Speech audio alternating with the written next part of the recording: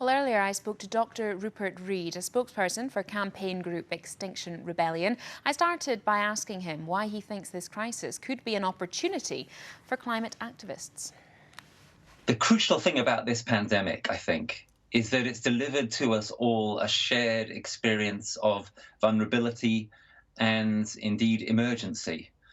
Now, that's exactly the experience that we need to bring to bear on the longer, slower, and in the end, even graver emergency of climate and ecology that is looming under us, and that, of course, caused this problem of COVID-19 in the first place. If it weren't for habitat destruction, we wouldn't have had this virus. If it weren't for mass air travel, it would have traveled all over the world in record-breaking speeds. So there's a dire need and a real opportunity to learn the lessons from this pandemic. And if we do, it could take us into a better position to deal with the even worse crisis that in the longer term we're all going to be facing. What lessons do you think that we should be learning from this? So I think we can start with basic things like people are understanding that maybe some of their commutes are not necessary. Some people are enjoying working from home, wishing that they could do more of it in future. That could be extended. I think we're understanding some of the hazards of being as super connected globally as we have been, and starting to realize that maybe it would make a bit more sense to not have so much air travel and to not have such long supply lines that make us vulnerable. We've all noticed that our food supplies perhaps are not as secure as they should be. Maybe it would make more sense for us to grow more of our own food in our own country and not be so dependent upon food that comes from abroad. All of these lessons are highly relevant to the climate and ecological emergency.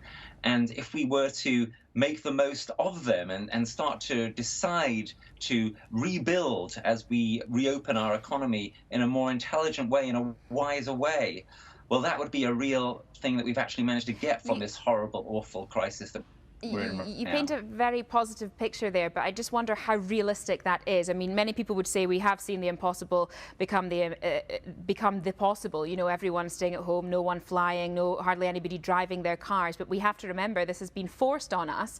And I just wonder how realistic it is to expect that many of these things will continue after the restrictions are lifted.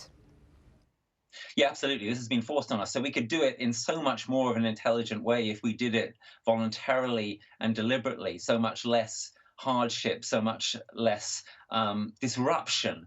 So why don't we do that? Why don't we think as we move to rebuild and to reopen about reallocating more road space to pedestrians and cyclists, for example, makes it easier to physically distance and makes it better for traveling in a low carbon way. Look, let's be very clear about the situation that we're in here.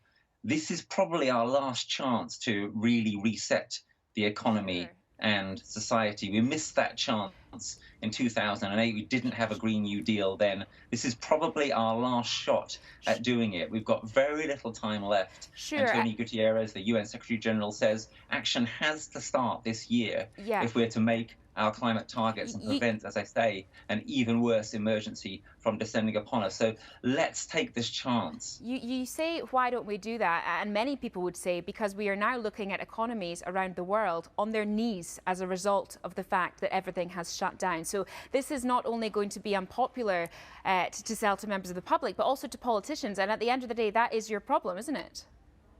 Look, I think that most people understand that the reason why the economy has been shrunk is that we've decided together to protect the vulnerable. It's a protective contraction of the economy. So as we come out of this, as we decide what to restart, let's do it in an intelligent way. For example, do we want to bail out airlines with no strings attached? That's not very smart. Do we want to impose strict environmental conditions? Do we want to switch the way that we travel? Do we want to look to how we can travel less and systematically use video conferencing more, the way that many of us are doing right now in the middle of the pandemic?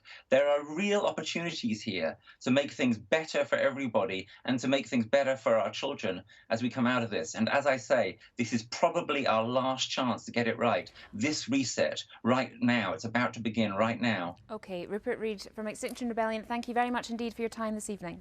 Thank you.